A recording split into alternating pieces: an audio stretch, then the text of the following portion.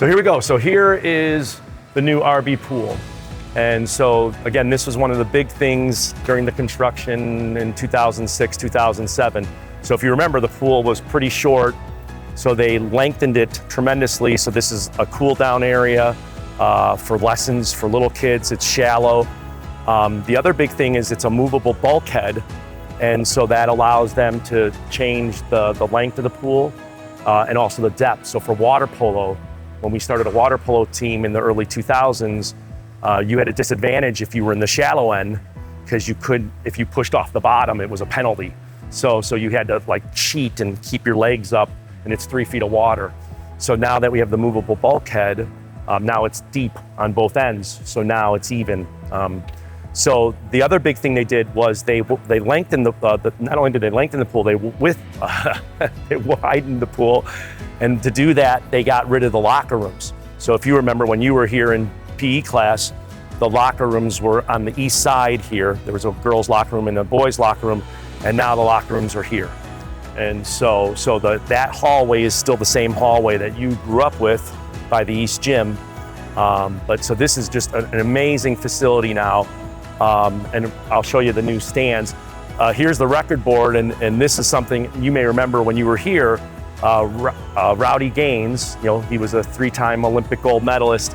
Somebody knew him, and he was in town in Chicago. This was in 1982, and he came to RB, and Ken Brown, the old swim coach and PE teacher, said, "Hey, do you want a shot at breaking the pool record for the 50 free?" And so he jumped in, and they had all the clocks and everything. And so that's still on the board. If you look there, it says 20.4 seconds in 1982. So that's pretty awesome that an Olympic gold medalist set the RB pool record for the 50 free. What I love is the kid next to him, Quinn Risley, who was one of my former students. He was only off by 0.3 of a second behind him. So he was a state qualifier here at RB. So again, a lovely pool. We use it all the time. So we have age group swimming is in here, after school, almost every day, Saturdays and Sundays, there's age group. And then, like I said, water polo. Actually, Oak Park River Forest High School, they still come and practice here for diving, because they don't have a diving capacity with their pool.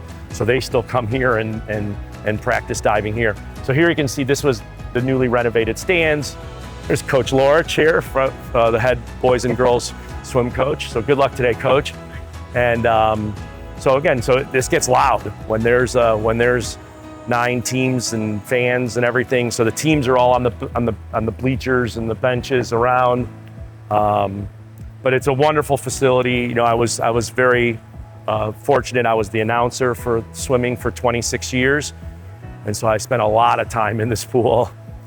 So Mark, did you have any great memories in PE, did you do, like, was there a swimming unit? There was definitely a swimming unit, and I remember, because I wrestled and I played football, and I'm like, oh, this swimming thing's not so hard. Yeah. And I remember after, getting gassed, I'm like, this is like one of the most difficult sports ever out there. It's tremendous cardio. And then I remember in the summertime coming here for open swim. Yeah, that's awesome. And so this looks a lot different than it was. And I was a swimmer, but the high school I went to didn't have a pool. So that's why I became a wrestler, because I was this tall. Yeah. And I was a 105-pounder. But anyway, but it's a wonderful facility. And so again, this was one of the big selling points of the renovation for the community, was that we would have this much bigger pool with much better facilities, and it would be open for everybody. And it is, so like I said, so lots of age group.